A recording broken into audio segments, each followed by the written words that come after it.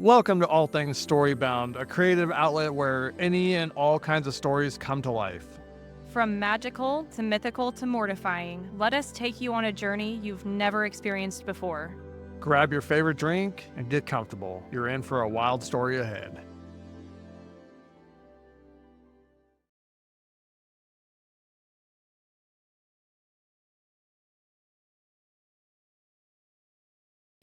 Chapter 1. The president's announcement was on every screen in the country, blasted across televisions, news websites, and, of course, Interface and Chirp Chirp. Zeke watched from his couch, a cold cup of coffee in one hand and his phone in the other, scrolling through the flood of government-sanctioned propaganda on Chirp Chirp. Behind the polished veneer of patriotism and protecting democracy lay the truth, though most people were too distracted to notice. As of midnight tonight, clips will no longer be accessible within the country, the president declared, his carefully curated smile more condescending than reassuring. This decision was made to safeguard national security and to ensure a safe online environment for all. Safe my ass, Zeke muttered, taking another sip of his lukewarm coffee. Before he could doom scroll further, the door to his tiny apartment burst open, and Kayla stormed in, laptop bag slung over her shoulder and fury written all over her face. "Did you see this crap?" she demanded, tossing her bag onto the couch and opening her laptop in one swift motion. "Yeah, I saw," Zeke said, gesturing lazily to his phone. "Goodbye, clips. Hello, whatever nightmare's next." "This isn't about safety," Kayla snapped, typing furiously. "This is a hit job. Interface has been losing users to clips for months. They couldn't compete, so they got their pet politicians to ban it outright." Zeke leaned forward, suddenly more interested. "You have proof of that?" Kayla smirked and turned her laptop screen toward him. "See for yourself." The screen displayed a spreadsheet that Kayla had borrowed from public records, with a little extra creative hacking on her part. It listed campaign donations from Interface to pretty much every senator and representative, including Senator Wool, who'd been the loudest voice advocating for the ban. "You're telling me Muckburger is pulling the strings again?" Zeke asked, narrowing his eyes at the name of Interface's famous CEO, Lark Muckburger. "He's not pulling strings. He's controlling the whole damn puppet show," Kayla replied, pointing to a cell in the spreadsheet. "Look at this. Wool got over $3 million from Interface during the last election cycle, and that's just what they reported publicly." Before Zeke could respond, the live broadcast cut to Senator Wool himself, stepping up to the podium. The man looked as though he'd been hastily shoved into his suit, his tie slightly crooked and his expression vacant. "This is going to be good," Kayla muttered, grabbing a handful of popcorn from a bowl on Zeke's coffee table. "Ladies and gentlemen," Wool began, his voice shaky and overly loud. Banning clips is, important because, He glanced down at his notes, squinting like the words were written in invisible ink. "Because democracy needs stability. Yes, stability," Zeke snorted. "Wow, what a convincing argument." Wool continued, fumbling his words. "Some might say banning clips is bad. Maybe they have a point? Like, what if banning it makes people mad?" The cameras abruptly cut away, but not before a loud, exasperated voice could be heard yelling, "For God's sake, Wool, stick to the script." Kayla was already recording by the time Wool's gaffe was trending on Chirp Chirp. She edited the clip into a satirical video, overlaying dramatic music and adding captions that exaggerated Wool's incompetence. "Banning clips is, important because, democracy needs, stability," the captions read, followed by a sarcastic tagline. "Vote Senator Wool because nepotism deserves representation." "Too much?" Kayla asked as she showed the final product to Zeke. "Not enough," Zeke replied. They uploaded the video to Chirp Chirp with the hashtag #BanThisBan. Within minutes, it was gaining traction. Users flocked to the comments, posting their own jokes and memes about Wool's speech. But as the hashtag climbed this trending list, something strange happened. Posts critical of the ban started disappearing. Accounts sharing Kayla's videos were getting flagged for violating community guidelines, and some were even suspended outright. What the hell? Zeke said, refreshing the page for the 5th time. Their video had gone from thousands of views to 0 in under an hour. They're shadow banning us, Kayla said, her voice low and angry. Zeke frowned. You sure? Of course I'm sure, she snapped, flipping her laptop around. She'd been tracking the engagement metrics on the post, which showed a sudden and inexplicable drop-off. This is classic Interface. They control ChirpChirp's algorithms, remember? Dusk's whole operation is just a puppet show for Muckburger. So what do we do? Zeke asked. Write another post? Make another video? Kayla smirked. No, we fight smarter. We're going to Red Fox. Red Fox wasn't new, but it had always been overshadowed by Interface's dominance and ChirpChirp's relentless self-promotion. Still, it had a loyal, if niche, user base that valued its straightforward, algorithm-free design and its commitment to privacy. Kayla had been skeptical of Red Fox for years, dismissing it as an indie app for paranoid tech nerds. But now, with ChirpChirp's stifling dissent and Interface monopolizing the narrative, Red Fox seemed like the only viable option. When Zeke signed up, he was surprised by the platform's simplicity. The interface was clean, almost minimalist, and posts were displayed chronologically, a sharp contrast to the chaotic, ad-filled mess of ChirpChirp and Interface. Within hours, Red Fox was flooded with users abandoning ChirpChirp. Memes mocking Wool, Muckburger, and the ban filled the front page. One particularly popular post featured a photoshopped image of Wool wearing a dunce cap with the caption, "Stability starts with me." Hashtag ban this ban. I think I love this place, Zeke said, scrolling through the trending page. Don't get too attached, Kayla warned. If Red Fox gets too big, they'll come after it next. Despite her cynicism, Kayla was impressed by the sense of community on Red Fox. Users weren't just posting memes, they were organizing protests, sharing VPN tutorials, and discussing ways to resist Interface's growing influence. One thread caught her eye. The truth about Muckburger, Project Assimilation. The thread was filled with documents, screenshots, and videos alleging that Interface was more than just a social media company. According to the whistleblower who'd started the thread, Muckburger had developed an AI system called the Hive, which used behavioral data to predict and manipulate human decision-making. The whistleblower claimed that the Hive was responsible for the sudden disappearance of dissenting posts on ChirpChirp. It wasn't just suppressing criticism, it was actively shaping public opinion, subtly steering users toward narratives that benefited Interface. This is insane, Zeke said, his eyes glued to the screen. It's worse than that, Kayla replied, scrolling through the thread.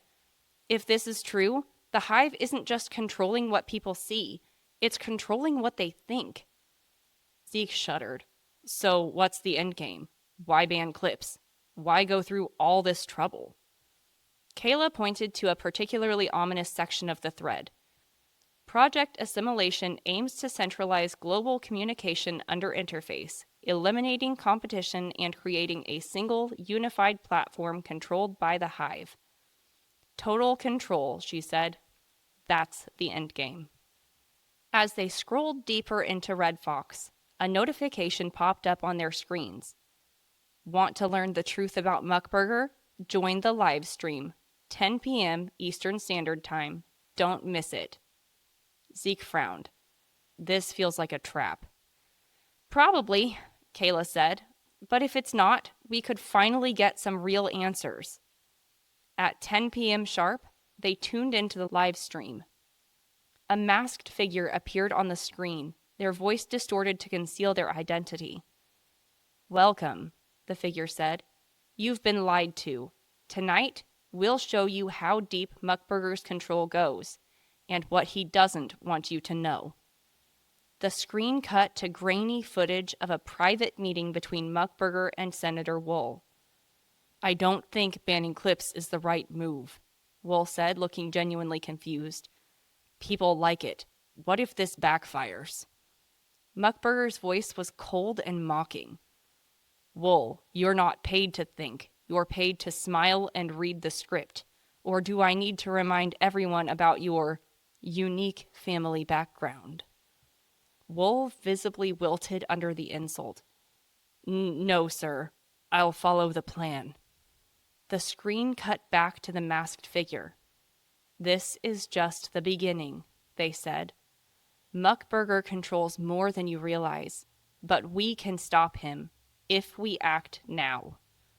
Before they could reveal more, the live stream abruptly cut off, replaced by an error message.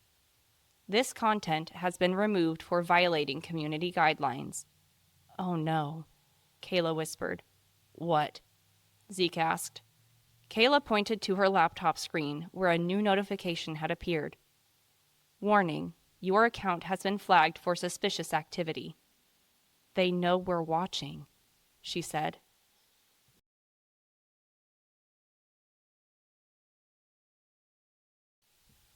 Chapter 2. Kayla slammed her laptop shut, the glow of the screen disappearing just as quickly as the error message. "Do you think they traced us?" Zeke asked, pacing anxiously. "They didn't need to trace us," Kayla said, her voice low but urgent. "We are already flagged. That was a warning shot." "You call that a warning? They just shut down a live stream exposing their whole operation. What happens when they get serious?" Kayla didn't answer right away. She stood and started packing her things, her laptop, portable drives, and a bundle of wires that Zeke didn't even recognize. "Okay, first of all, breathe," Kayla said, slinging her bag over her shoulder. "Second, we're not staying here. If they're tracking my devices, I need to get a secure network, somewhere off-grid." "And what am I supposed to do?" Zeke asked. "Stay here and wait for the drones to show up?" Kayla gave him a dry look. "If they wanted us gone, we'd be gone already. They're not coming after us. Yet. Right now, they just want to scare us." "Well, it's working," Zeke muttered, but he grabbed his jacket and followed her out the door anyway. The streets were eerily quiet as they made their way across town. It wasn't unusual for late-night neighborhoods to be empty, but something about the silence felt unnatural, like the city itself was holding its breath. They ducked into a dimly lit cafe, one of Kayla's favorite haunts, where the Wi-Fi was notoriously unreliable, a feature that now seemed like an asset. Kayla set up her laptop in the corner booth, plugging in a small device that emitted a faint green light. "What's that?" Zeke asked. "Signal scrambler," Kayla replied, typing furiously. "Keeps them from zeroing in on us." Zeke slumped into the seat across from her. "So, what's the plan? We saw Wool get verbally annihilated by Muckburger. We know the hive is real. What do we do with that?" Kayla stopped typing long enough to glare at him. "What do you think we do? We make sure the world knows. We're uploading the footage to Red Fox." "And when they take it down?" "They won't. Red Fox doesn't play by Interface's rules," she said. "That's why they hate it so much." Zeke sighed. "You really think people care? Most of them are just gonna watch it, leave a comment, and move on. Muckburger's still gonna win." Kayla's hands froze over her keyboard. "Not if we frame it right," she said slowly. "If we make people angry enough, they'll care." By the next morning, the leaked footage of Muckburger berating Senator Wool was everywhere on Red Fox. Kayla had edited the video, adding subtitles and a dramatic voiceover for emphasis. This is how democracy dies, when billionaires pull the strings. The response was immediate. Red Fox users flooded the platform with memes, posts, and videos calling out Muckburger and Wool. Hashtags like HiveMind and hashtag MuckburgerExposed were trending globally within hours. Zeke couldn't stop refreshing the page, watching the views on their post skyrocket. "We're doing it," he said, a grin spreading across his face. Don't get cocky, Kayla warned, though even she seemed impressed. This is just step one. Muckburger's not going to sit back and let this go viral. Sure enough, by mid-afternoon, the backlash had begun.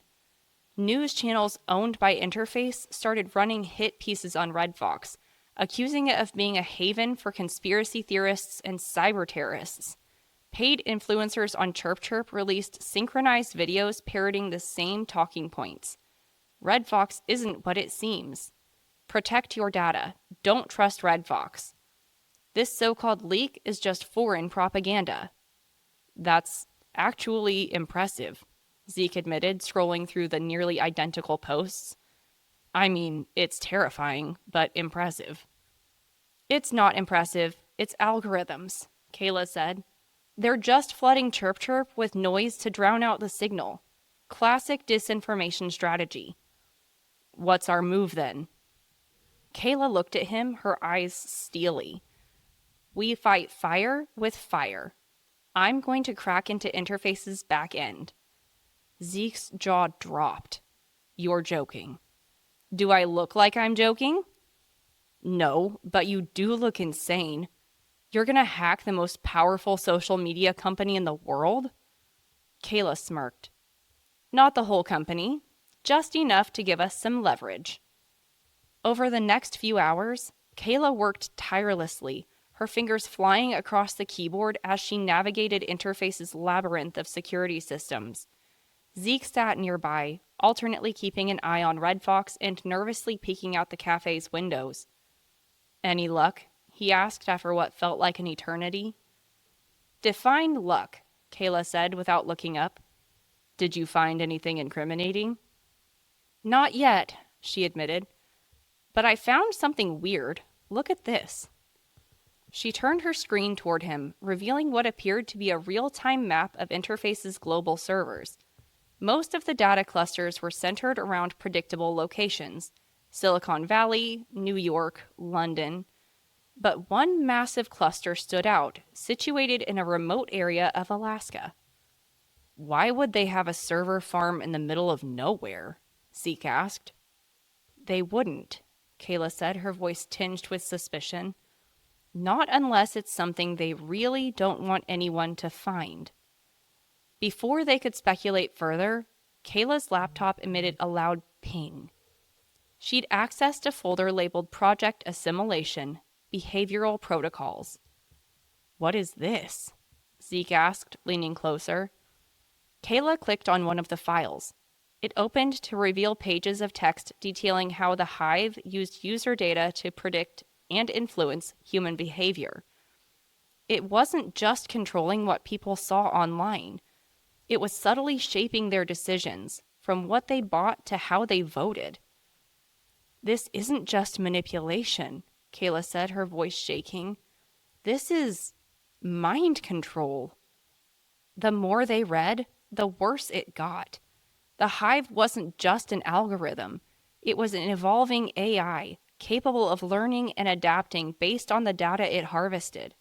According to the documents, its ultimate goal was to create a harmonized society by erasing dissent and steering humanity toward optimal behaviors. This is some dystopian nightmare stuff, Zeke said, his voice barely above a whisper. It's worse than a nightmare, Kayla replied. This is real.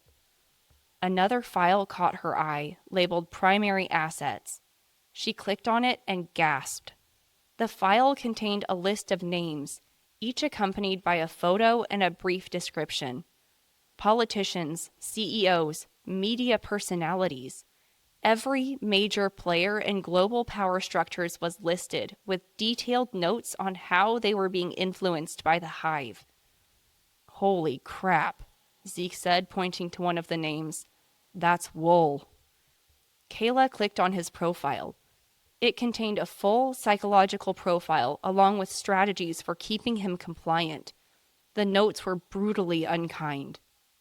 Subject demonstrates below average intelligence, highly susceptible to coercion, primary motivators, greed, and fear of humiliation. Zeke let out a low whistle. Poor guy. I almost feel bad for him. Don't, Kayla said coldly. He chose this. Kayla started downloading the files, but before she could finish, her screen was flooded with red alerts. Kayla? Zeke said, backing away slightly. Yeah, I see it, she muttered, her fingers flying across the keyboard. You tripped something, didn't you? Obviously. Outside, a low buzzing sound filled the air. Zeke's heart sank as he saw 3 black drones hovering outside the cafe, their cameras trained directly on their booth. Kayla, he said urgently. I know, she snapped. The drones moved closer, their rotors whirring menacingly. Kayla yanked her laptop's power cord and stuffed it into her bag. Time to go, she shouted.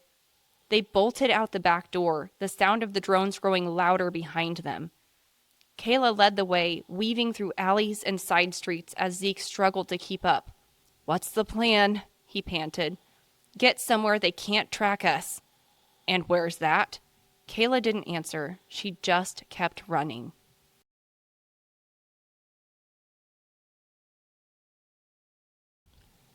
Chapter 3. The safe house was tucked into the basement of a rundown bookstore on the outskirts of town. Kayla and Zeke slipped in through a side entrance, hearts pounding as the distant hum of drones faded behind them. Inside, the air was thick with the scent of old paper and damp concrete. A group of hackers, seated around a glowing cluster of monitors, turned to look at them. Their leader, a tall woman with a shaved head and a t-shirt that read 404, Democracy Not Found, approached. You must be Kayla, the woman said, her tone curt but not unfriendly. Proxy, heard you've been making some noise. Kayla dropped her bag onto a table and unzipped it, pulling out her laptop.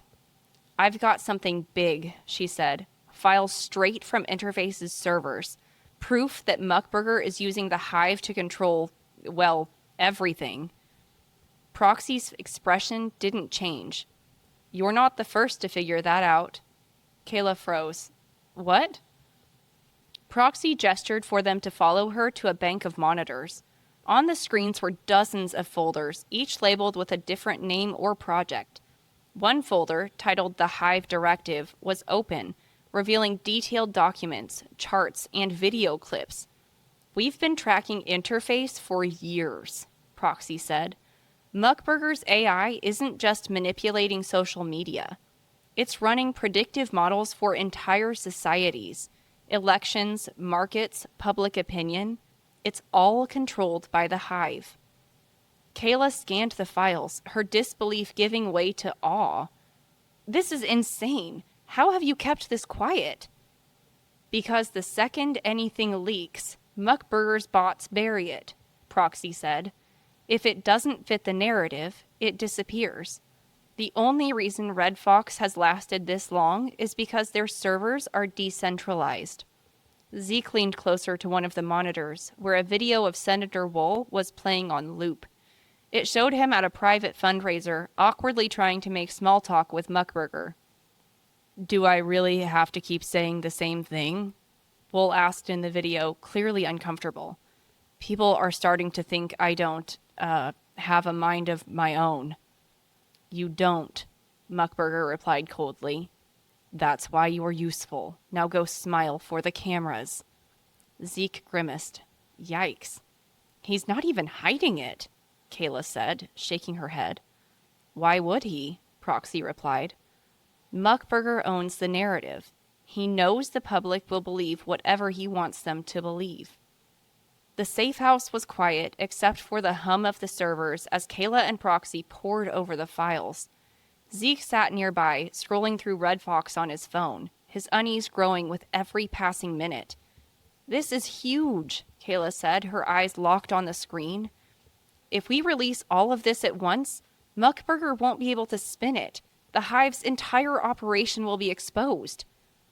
And then what? Zeke asked. Kayla looked at him, confused. What do you mean? I mean, what happens after we take down Interface? Zeke said, leaning forward. Do you really think Red Fox is going to stay pure forever?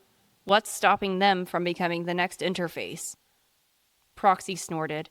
Red Fox doesn't have the infrastructure to pull off what Muckburger's doing. They're not interested in control.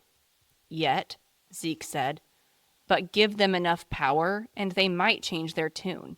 Everyone does eventually. Kayla's expression hardened. So what's your solution? Do nothing? Let Muckburger keep running the show because everyone else might turn out just as bad? Zeke didn't respond. Proxy stepped between them, holding up a hand. You are both right.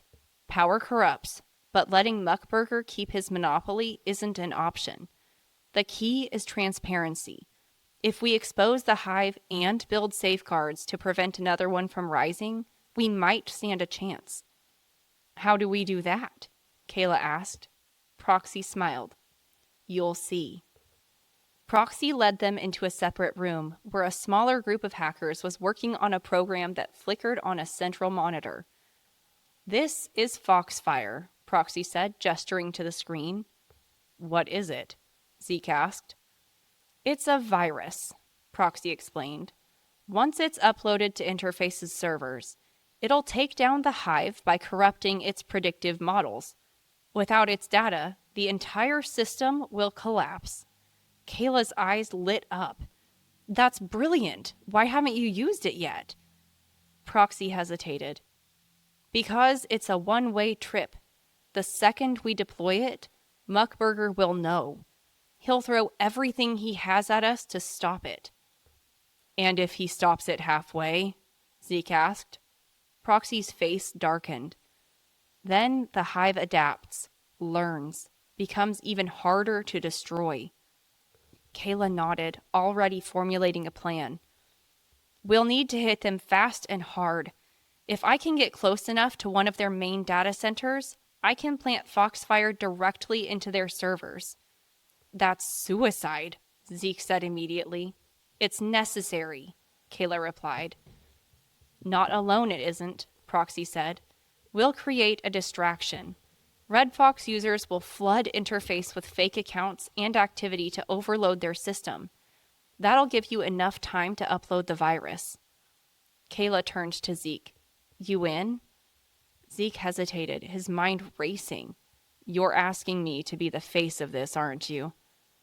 Someone has to rally the users, Kayla said. You're good at that. Great, Zeke muttered. Can't wait to get publicly labeled a terrorist. The next day, Red Fox was abuzz with activity. Proxy had mobilized users worldwide, instructing them to create thousands of fake Interface accounts, flood its servers with nonsense posts, and disrupt the Hive's algorithms as much as possible. Zeke, meanwhile, had begun preparing his live stream. He'd spent hours rehearsing, trying to strike the right balance between passion and pragmatism. When the time came, he sat in front of a camera in the safe house, took a deep breath, and hit record. Hey everyone, he began, his voice steady despite the adrenaline coursing through him. If you're watching this, you already know something's wrong. You've seen the censorship, the manipulation, the lies. He paused, letting the words sink in. Interface doesn't want you to think for yourselves. They want you to think what they want you to think. But we have a chance to stop them. Right now, Red Fox users all over the world are fighting back. We need you to join them. Because if we don't stand up now, there won't be a chance to stand up later. The video ended abruptly, cutting to a simple message. Flood Interface, break the hive, fight for freedom. Within minutes, it had gone viral. Kayla slipped into the Interface data center under the cover of chaos. Proxy's hackers had done their job well. The building was swarming with confused security guards and technicians scrambling to contain the surge of fake activity flooding their system. She made her way to the main server room, heart pounding as she approached the terminal where Foxfire would be deployed. Back at the safe house, Proxy and Zeke monitored her progress through a live feed. She's in, Proxy said, her eyes glued to the screen. Zeke exhaled sharply. Now comes the hard part. Kayla plugged in a flash drive and began the upload. The progress bar crawled forward, agonizingly slow. Suddenly, an alert flashed across her screen. Intrusion detected. Countermeasures engaged. Muckburger knows, Proxy said grimly. As if on cue, Kayla heard the sound of drones approaching. She gritted her teeth and focused on the screen, willing the progress bar to move faster. Come on, she muttered. The door burst open, and she turned to see a squad of interface security guards storming in, weapons drawn. Hands up, one of them barked. Kayla raised her hands slowly, a defiant smirk on her face. Behind her, the progress bar reached 100%.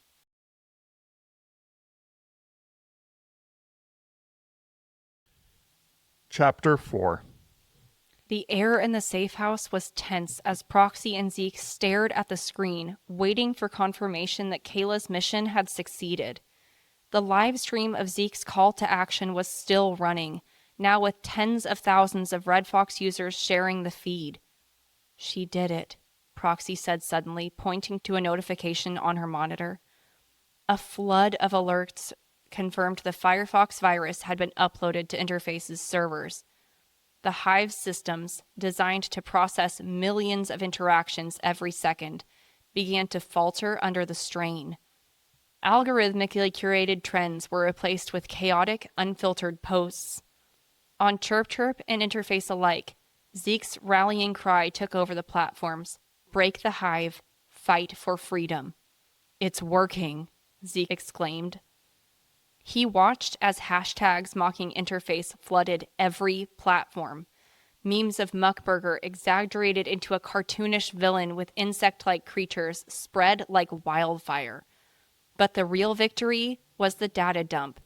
Proxy had released the files Kayla had retrieved, and they were everywhere, detailing everything from Project Assimilation's mind control ambitions to Muckburger's manipulation of public officials, including Wool. Look at this, Zeke said, scrolling through Red Fox. Someone had clipped the footage of Wool whining about his role in the conspiracy with the caption, "When your IQ was lower than your approval rating." Proxy snorted. That's going to sting. Not as much as this, Zeke replied, grinning as she showed her a trending meme. A photoshopped image of Muckburger with the words, "Meet your overlord." It didn't take long for Interface to retaliate. Within hours of the data dump, their remaining servers launched a coordinated propaganda campaign. Paid influencers, bots, and even mainstream news outlets began running synchronized posts to undermine the leaks. These so-called documents are doctored. Don't fall for Red Fox's anarchist lies. Think critically.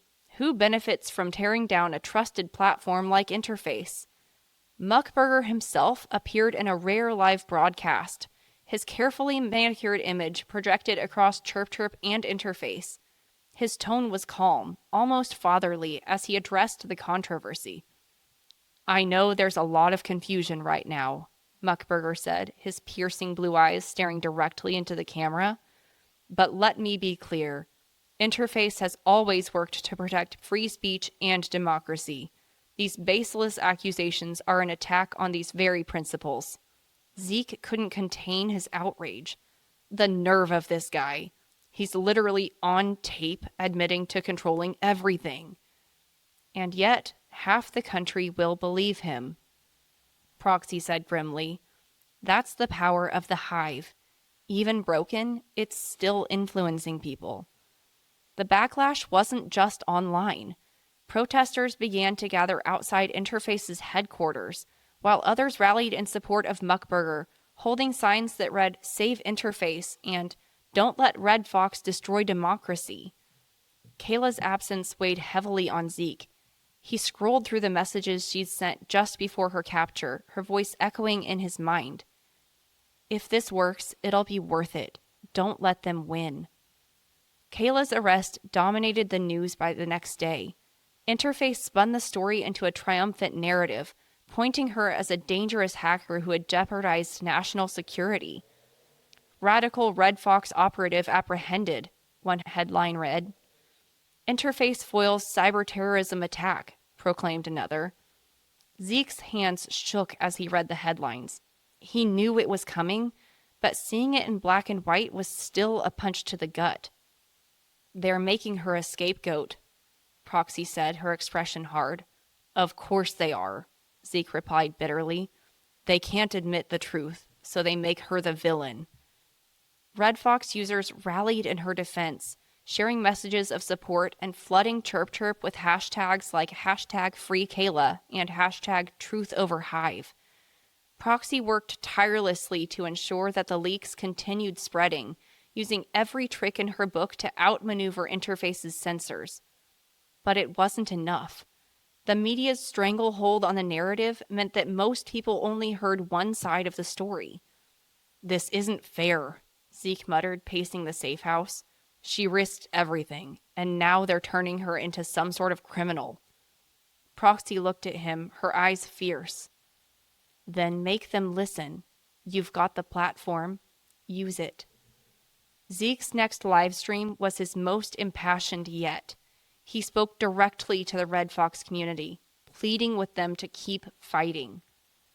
They've taken Kayla, but they haven't silenced her, he said, his voice steady despite the knot in his stomach. Everything we've exposed is real. The Hive is real. Project Assimilation is real. And now it's up to us to finish what she started. The response was overwhelming. Red Fox users coordinated mass protests, bombarding Interface's remaining servers with so much traffic that the platform's systems began to crash. Muckburger's carefully crafted narrative unraveled further when a glitch in the Hive caused an unfiltered live stream to air on ChirpChirp. The feed showed Muckburger in his office, visibly panicking as he barked orders at his staff. I don't care how you spin it, he yelled, slamming his desk. Shut it all down if you have to. I will not let these... The feed abruptly cut off, but not before his polished image had been shattered in front of millions. That's it, Proxy said, a satisfied smirk on her face. He's done. The final blow came when Senator Wool, pressured by his dwindling approval ratings, held a press conference to distance himself from Interface. Mr. Muckburger and I, we had a professional relationship, Wool stammered, but I was not aware of certain things about the Hive. The press erupted in chaos, and Wool's desperate attempt to save face only made him look guiltier. By the end of the week, Interface was in ruins. Muckburger stepped down as CEO, retreating from public life amid mounting legal investigations. The Hive, once a nearly omnipotent force, was nothing more than a broken algorithm, its predictive models corrupted beyond repair. But the victory felt hollow. Kayla remained in custody, and despite the overwhelming evidence of Muckburger's crimes, the government seemed more interested in prosecuting her than holding Interface accountable. This fight's not over.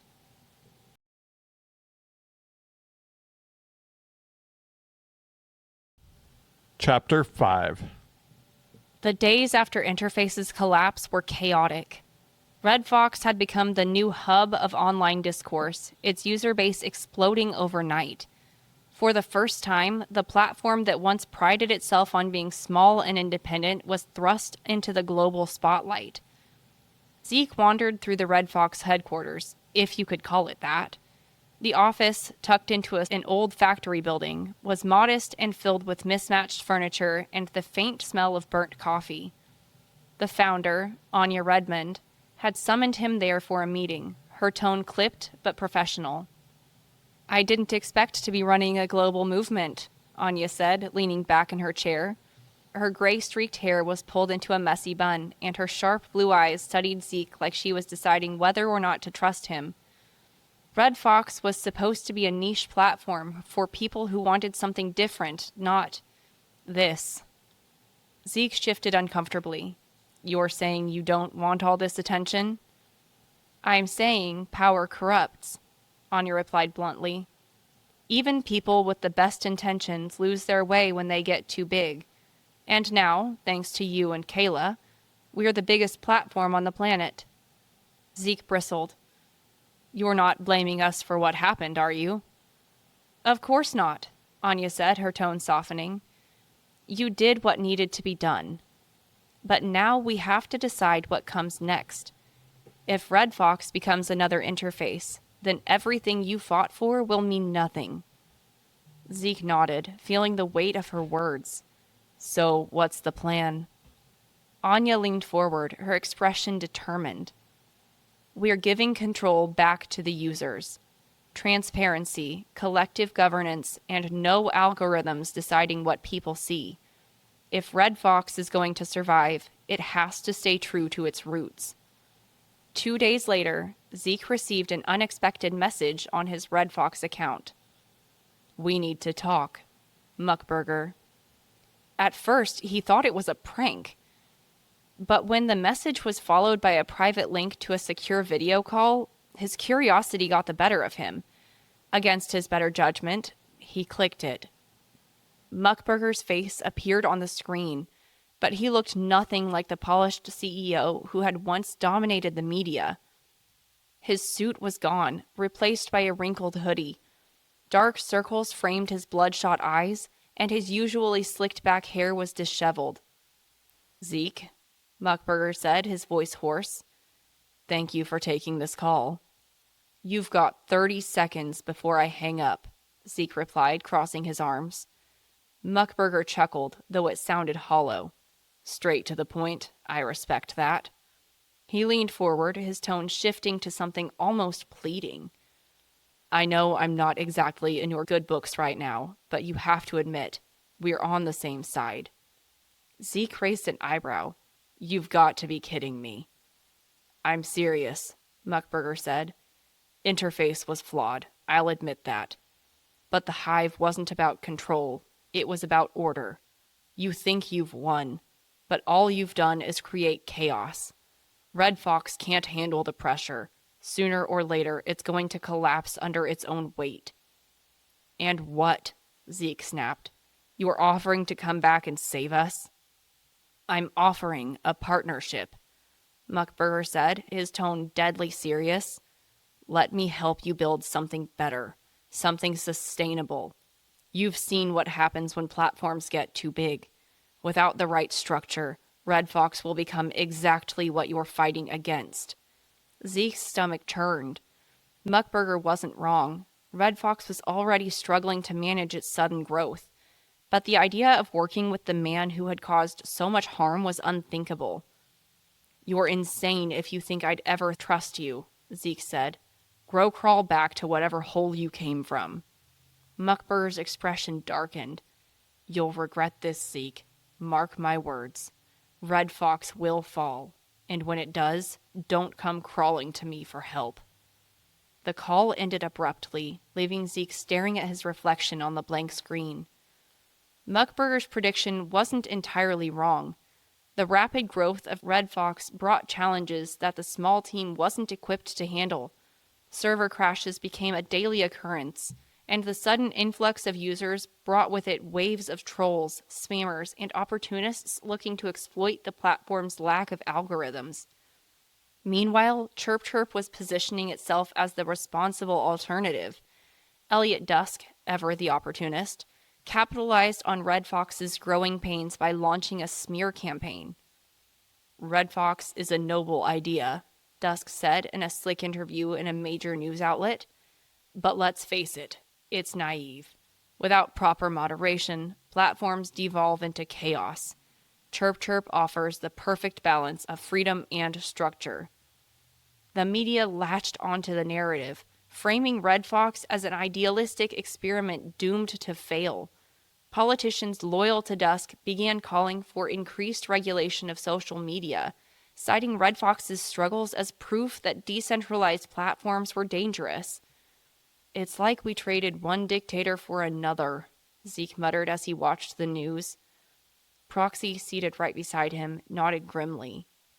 The fight isn't over. It never is. Amid the chaos, Anya Redmond held a public live stream addressing Red Fox's users directly. Her message was simple but powerful. We built Red Fox to be different, but we can't keep it that way without your help. Starting today, we're launching a transparency initiative. Every decision we make, every policy we implement, will be up to you, the users. This platform belongs to all of us. The response was immediate. Red Fox users rallied behind Anya's vision, volunteering to help moderate content, provide technical support, and even fund server upgrades. It wasn't a perfect solution, but it was a start. Zeke and Proxy joined the effort, using their newfound influence to promote Anya's initiative and push back against Chirp's propaganda. Slowly but surely, Red Fox began to stabilize. Kayla's absence loomed over them like a shadow, but her name became a rallying cry. Users created a hashtag in her honor, #DoItForKayla, and plastered it across the platform. Months passed, and Red Fox continued to grow, though not without its challenges. Zeke found himself at the center of a movement he hadn't asked to lead, but he embraced the role nonetheless. One evening, as he sat alone in his apartment, he logged onto Red Fox and typed out a message. The revolution doesn't end with one victory. It's an ongoing fight to hold power accountable, to demand transparency, and to protect the things that matter most. Let's make sure we never stop fighting. Zeke. The post went viral almost instantly, with thousands of users commenting and sharing it. In a quiet office somewhere far away, Lark Muckberger watched the screen, his face illuminated by the faint glow of his monitor.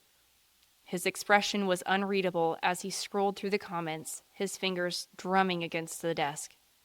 "Enjoy it while it lasts," he murmured to himself.